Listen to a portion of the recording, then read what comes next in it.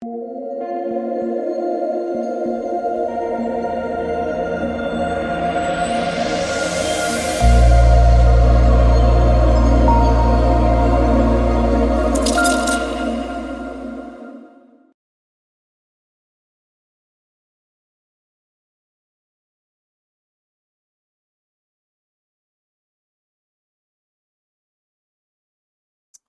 on, right? That can't happen. That can't happen, right? Injury to DeRozan. Now, let me tell you this. What was the start of that game, by the way? I don't know if you guys saw. 20-0. I checked. I'm like, oh, let's see how DeMar DeRozan's doing in the first 5 minutes of the game. He's got to have, like, I don't know, 7, 8 PRA. Check. Oh, 76ers are up 20-0. Like, what? And then DeRozan gets injured. It's like, okay, cool. Well, that's fun. Anthony Davis hit his points, but DeRozan got injured. That was frustrating. Also, Bam Adebayo sold the ladder. I really thought we were going to move on to day 4. I really did. We had like 6 minutes to go. All I needed was like 4 fantasy score from Bam, and he just gives me nothing. But to recap everything else, so I technically went 6-2, and then another miss was DeRozan injury, but it's like, whatever. So like it was good day overall, even though I didn't profit because all my slips I had I had DeRozan in one, I had Bam Adebayo in the other 2, so that sucked. I did well as far as overall picks, but just got unlucky with the pairings. So here are the picks, and we hit Jokic fantasy score. That was from the ladder. We missed DeRozan PRA injured. We missed Bam Adebayo fantasy score. We hit Anthony Davis over his points. We hit Austin Reeves over his assist. That clearly went over. We hit THT over his assist. He got massive foul trouble still, and we still hit that. We hit Jaren Jackson over his rebounds. We hit Brook Lopez under his rebounds, and missed on Nurkic rebounds. So that was the recap of everything for me on Prizepicks. So even though like overall the picks I did well, I did not make any money on Prizepicks. However, had a very good night on DFS. So that was nice.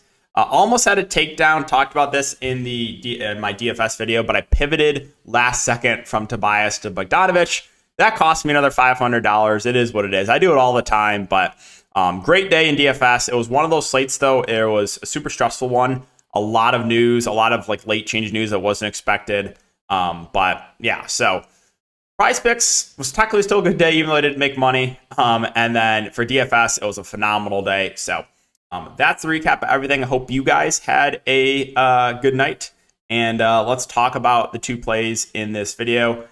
First of all, before we talk about it, though, if you guys are a first-time user, you can use the code DKDFS for a 100% match up to $100. I'll also have it linked in the description below. All right, so we're going to start off. We're going to look at Darius Garland, 6.5 assists. And, there's been a lot of blowouts here for Cleveland of late. And so I'm like the projection, I think, is a little bit too low on Garland. If we take a look at his season average, I believe he is close to 8 assists. Yeah, 7.8 assists on the season. Again, there's been a lot of blowouts of late, but I expect him to play close to 40 minutes in a competitive game. And I just think the number is a little bit too low. I think his projection should be set at 7 or even 7.5.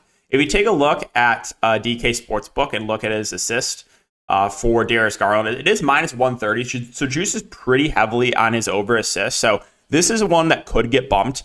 The one thing I will say is you have had Karis LeVert play really well off the bench, and he's been doing some ball handling. So that's taken away a little bit from Darius Garland. But I don't expect Karis LeVert to continue to play this well. I talked about this in the DFS video, but he's been playing out of his mind recently. I don't think that's going to continue. But so we're going to take Darius Garland, more than 6.5 assists as pick number 1. Again, should play high 30s minutes in a competitive game. I just think the number is a little bit too low, and juice is heavily on the over. And the second one we're going to look to is going to be SGA more than 4.5 assists. Now, here's the thing with SGA, right? We know his assist percentage drops a lot when Giddey is on the court. However, the minutes have not been amazing on Josh Giddey of late.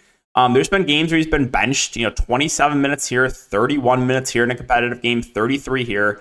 So, for a good chunk of, the recent games, besides like the last few, he had been playing high 30s minutes.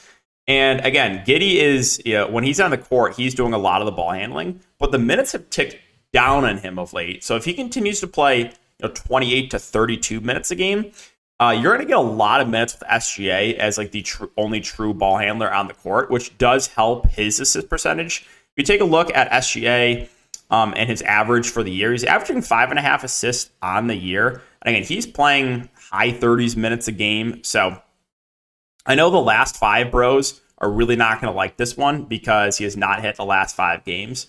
But again, the trend I've noticed, Giddey minutes ticking down. You're getting more minutes for SGA as a true ball handler on the court.